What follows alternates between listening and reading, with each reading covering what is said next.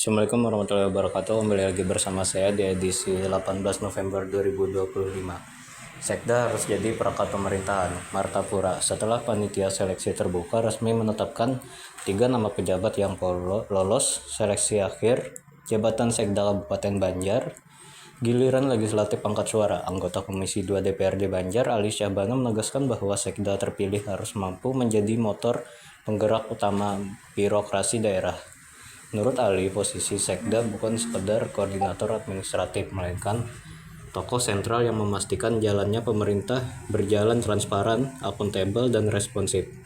Sekda harus mampu membantu bupati merumuskan dan melaksanakan kebijakan daerah, sekaligus mengkoordinasikan perangkat daerah secara efektif, ujarnya Senin, tanggal 17 bulan November, petang. Ia menekankan siapapun yang terpilih nantinya harus menunjukkan profesionalisme, integritas, serta adaptasi yang baik terhadap dinamika sosial dan politik. Di mata legislatif, Sekda bukan hanya pelaksana kebijakan tetapi juga perangkat sinergi antar bupati, perangkat daerah, dan DPRD, tegas legislator muda dari Partai Gerindra ini. Sekian dari saya. Kembali lagi bersama saya Dudi Irawan, mahasiswa magang Radar Banjarmasin, edisi 18 November 2025 dengan judul Lapak Liat di Barabai dibongkar Satpol PP. Penertiban pedagang yang berjualan tidak pada tempatnya kembali dilaksanakan di Pasar Keramat Barabai, Hulu Sungai Tengah, HST, Senin 17 November 2025. Kegiatan penertiban ini melibatkan berbagai unsur, mulai dari pejabat struktural hingga tenaga pendukung. Penertiban dipimpin langsung oleh Satpol PP Kabupaten Hulu Sungai Tengah, HST, bersama Kabid Perdagangan Aris Waluyo serta Satgas Pasar Keramat. Kepala Dinas Perdagangan Irfan Sunarko melalui Kabid Perdagangan menyampaikan bahwa penertiban ini dilakukan untuk memastikan pedagang tidak melanggar aturan dan tetap memanfaatkan tempat yang telah disediakan. Sekian dari saya, terima kasih. Sosialisasi kedisiplinan ASN.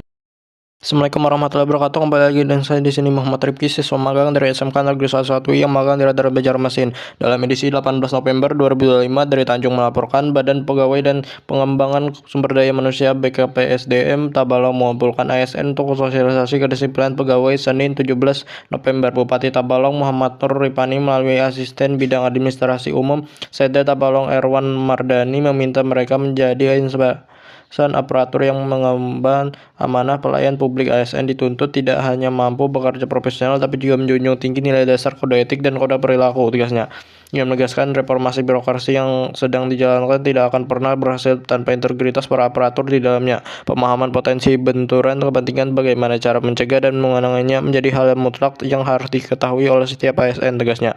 Menurutnya, benturan kepentingan tidak selalu muncul dalam bentuk pelanggaran besar namun seringkali dimulai dari hal kecil yang dianggap sepele. Karena itu ASN harus memiliki kompas moral sehingga setiap keputusan yang diambil benar-benar berpihak kepada kepentingan publik, bukan pada kepentingan pribadi atau kelompok.